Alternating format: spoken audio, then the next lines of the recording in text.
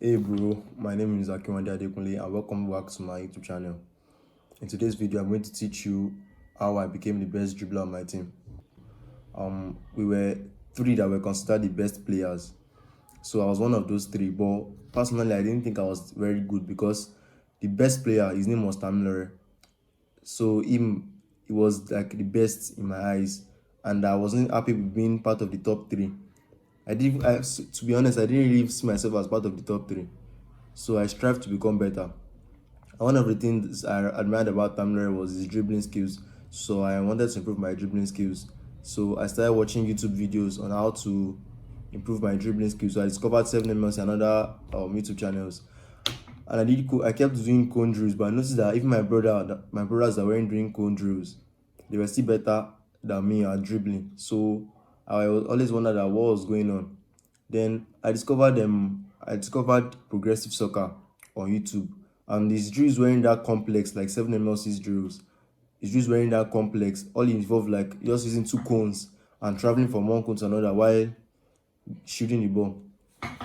So that's what I did, and I also used other methods I learned from Football Entangled and other. I did research, tons of research. So and now I've seen a system that works, and that's what I want to share with you. I'm going to share with you the good, the bad, and the ugly. Number one is to watch more football matches. Watch more football matches. I was stuck watching highlights, and it gave me a bad perception of the game. I had zero knowledge of the game, and I know there's no point being a good dribbler if you don't know what to do with the ball after you dribble. So stop watching highlights. Watch full games. Watch at least 3 games per week, and don't just watch, learn. So that's what I did. I watched more games, and I wish I had started watching more games earlier. So that's number one, watch more games. Number two, when you're training, I went to the field, the basics for absolute beginners that don't know how to dribble. When you get to the field, just go to the field, get a ball, and nudge the ball. Or nudging means driving the ball close to you, as in taking a touch of the ball with every step. Drive the ball from point A to point B. Imagine you are in between the midfield and defensive lines, and drive the ball from point A to point B while keeping the ball very close. Take a touch with every step. Notice that players like Messi, that's what they do when they are dribbling. They take a touch of the ball with every step. So take a touch of the ball with every step, and imagine you are in between defensive and attack lines. So when you get to point B, you turn like the way Xavi used to turn. Xavi of Barcelona, the old Xavi, the way he used to turn. So go and watch how he turns. So when you get to the point B, you turn like that. Imagine shooting the ball against the defender. Then you nudge the ball back to point A. So you continue going like that. Go very slowly at first. Remember, quality is greater than quantity. That's a very important tip that you must know. Quality is greater than quantity. So that's what you do. So when you get comfortable that you're doing it very slowly, you're getting it very well, increase the speed. You have to, when you're training, you have to push your limits. If you don't push your limits, your training cannot work. You have to push your limits. That's how you learn by making mistakes. So as you are going, you're progressing, you keep increasing quality. When you see that your mistakes are getting too much, you slow down again and reconstruct. So that's the first step. And I trained that for every weekend, apart from playing ball with my brothers, which I always do, which was also a method I used to become better. Apart from that, I also did those drills I just told you now.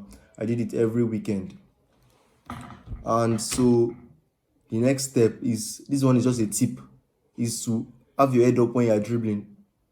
The best dribblers have their head up when they are dribbling, so they can analyze what the opponent is doing. This is also a tip that I wish I had learned earlier. Then what else? Step is to do maximal intent dribbling. Maximal intent dribbling is when you go out. That's after you have done the close ball control and you are very comfortable at driving the ball from one point to another. The next step is to go out to the field and imagine players coming at you and doing the first thing that comes to mind. You have to flow. You don't think that players like Ronaldinho thinking that, should I give this guy a step over? Should I give him a rainbow flick or what? They don't do that. It flows out of them instinctively. So that's what you have to learn how to train. You have to learn how to train your instincts. And the only way you can learn how to do that is by doing maximal intent dribbling. Go out to the field, imagine players coming at you and dribble them. Anything that comes to mind, just flow.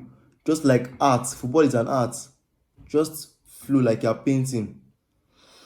So, and Yes, that's it. And then when you're in a match, even if you do maximal intent dribbling and you're in a match and you cannot get into the flow state, then there's no use. So a tip that I can share with you on how to get to the flow state.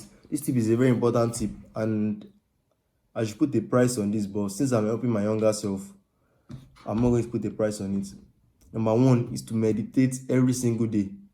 Meditating is the act of returning back to the present moment. So this is how to meditate. You go outside in nature, you breathe in and breathe out, you focus on your breath and make sure that you're breathing into your stomach and you're breathing out, and feel the sensation of the breath. So when you notice that your thoughts start to drift away, then you pull your mind back to your breath. So you are going back into the present moment. So how that can help is that when you're in a match and you notice your mind wandering away, you can easily call your mind back to the game and let your instincts flow. So that's how to get into the flow state. Yes. And another step, this is a very important step, is to train your fascia. So use the basic 3 HFT exercises by Coach Shi. I can also check Football Entangled's channel for some free exercises. But the most important exercise that I'm going to share with you is the lymphatic ups. This exercise is very important to improve your ankle stiffness. You need ankle stiffness when you're dribbling. If you notice best dribblers like Mbappe, Dembele, Florian Wirtz, when they are dribbling, they use hardly touch the ground because they have high ankle stiffness. So use exercise like lymphatic ups. Do it every day for 2 minutes. It's not a must to do it straight away for 2 minutes. You can do it. You start the timer for 2 minutes, and when you notice that your quality starts to drop, you stop and pause the time. So you continue again till you reach 2 minutes. So make sure you do lymphatic ups in order to improve your dribbling. The next step is use your body when you're dribbling. You have to be able to use your body to shield the ball. It doesn't matter how small you are or how big you are. You have to use your body to shield the ball when you're dribbling. Notice best dribblers, Neymar, Ronaldinho, Hazard, they usually use their body to shield the ball. And I've noticed that this is a very important tip. When I beat a player, I make sure that I put my body in between the player and the man. So if he wants to get the ball back, he has to foul me. And most times, he don't usually foul me. So I think that's all for this video. Make sure to leave a like and subscribe if this video was useful to you. Thanks.